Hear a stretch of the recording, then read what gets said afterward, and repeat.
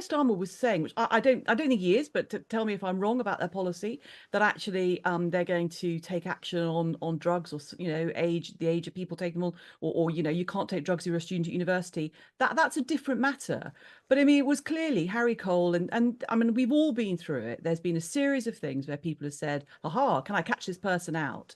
Honestly, when you're standing there talking to the electorate on a Saturday morning, that is not what they're going to be asking. Well, let's turn our attention to Keir Starmer, because it's been described in the Times today as a long overdue squirmathon. It's a description of Keir Starmer's interview with Harry Cole, the political editor of The Sun. They covered many issues, everything from pensions and Islamist groups to football shirts, and not saying if he ever took drugs. When did you last take illegal drugs? Harry, I had a good time when I was a student. What does a good time when you're a student look like? It means I had a good time when I was a student. But what does that mean? It means I had a good time when I was a Smoking student. some spliffs, doing some acid, partying, drugs. What was it? A good time. You're not answering the question, are you? I had a good time when I was a student. Did you ever do drugs after you left university? Look, I had a good time when I was a student, and whichever way you put this, Harry. Did you do drugs when you were a lot? Look, Harry, I'm not going down that road. So that's Keir Starmer talking to Harry Cole. It's his new programme, Never Mind the Ballots, which you can watch on The Sun's YouTube channel or at thesun.co.uk. Jack, I mean, I feel awkward just listening to that clip, let alone being Keir Starmer. What did you make of his performance? Well, I haven't watched the interview, so I'll be careful here to comment on something I haven't seen. But I suppose my view on this would be, that we're going to get a lot of this year.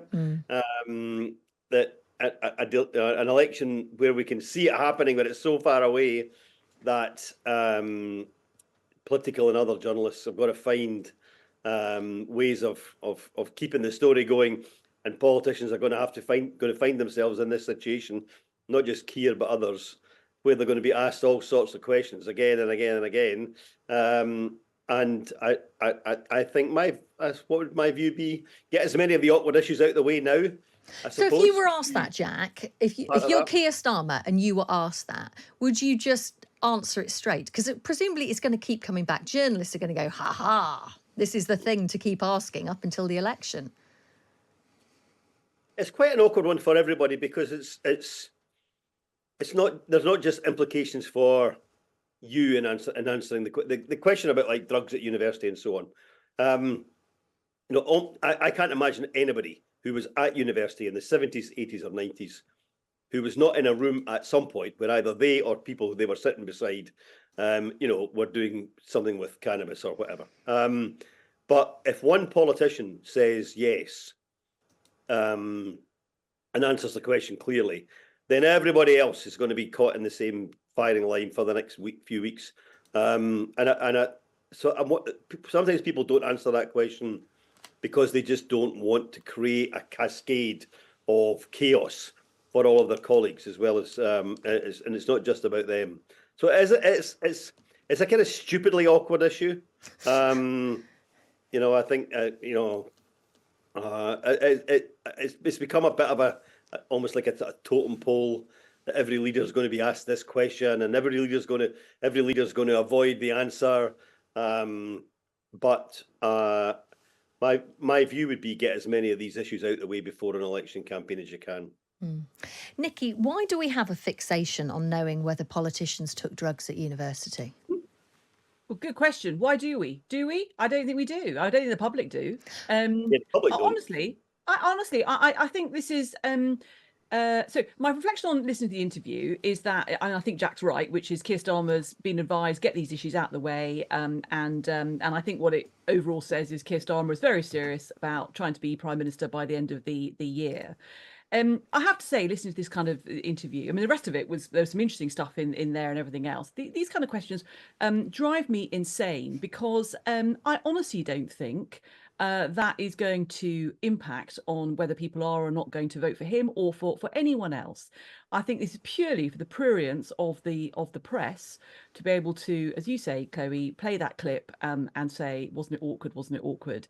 But it didn't have to be awkward if he just said yes or no. Why should he? Why should he? I mean, at the end of the day, he wasn't trying to be prime minister when he was, 20 at university. And so people do all sorts of things. And then, we grow up and discover that actually, we try to be responsible adults and everything else. So, I mean, if Keir Starmer was saying, which I don't think he is, but tell me if I'm wrong about their policy, that actually they're going to take action on drugs, or the age of people taking them, or you can't take drugs if you're a student at university. That's a different matter.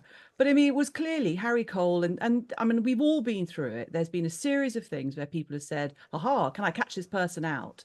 Honestly, when you're standing there talking to the lecturer on a Saturday morning, that is not what they're going to be asking. They are going to be asking, my son has a mental health problem, and can't get support, which goes back to our earlier conversation, or I'm really worried about our security, or whatever it might be.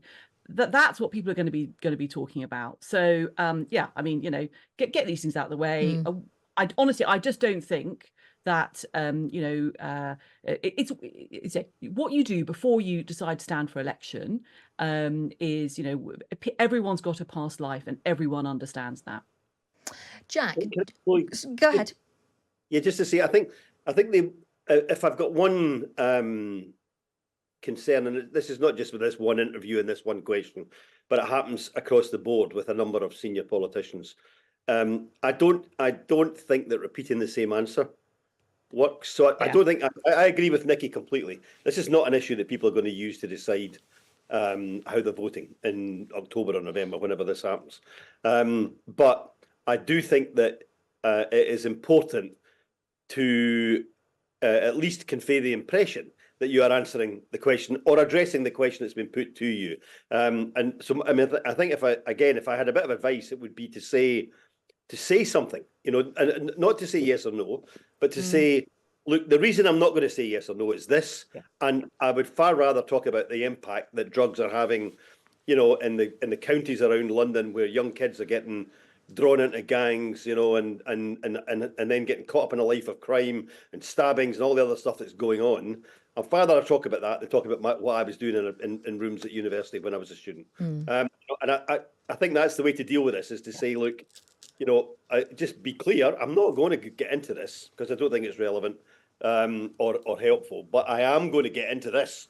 And in that way, almost kind of argue with the interviewer rather than just give a straight, repeated answer. I think that sounds like you were to give him a call if you haven't already, Jack. I'm not saying I was any better at doing this than. Yeah, we've all had our moments like this. I'm absolutely certain. Much easier when you're not leader anymore. Yeah, and I understand that. And I think that feeds into a message that's just come in here, Jack, which says the drugs aren't the issue. It's Starmer's patronising tone whilst dodging the question that makes people think he's untrustworthy and weak. And I guess it's kind of feeding into what you're saying there, Jack. Say something rather than just no, 7 times. Tony Blair playbook, in actual fact, deflection. I mean, still on the issue, but as Jack was saying there, there are wider issues about drugs. But you remember him, Jack.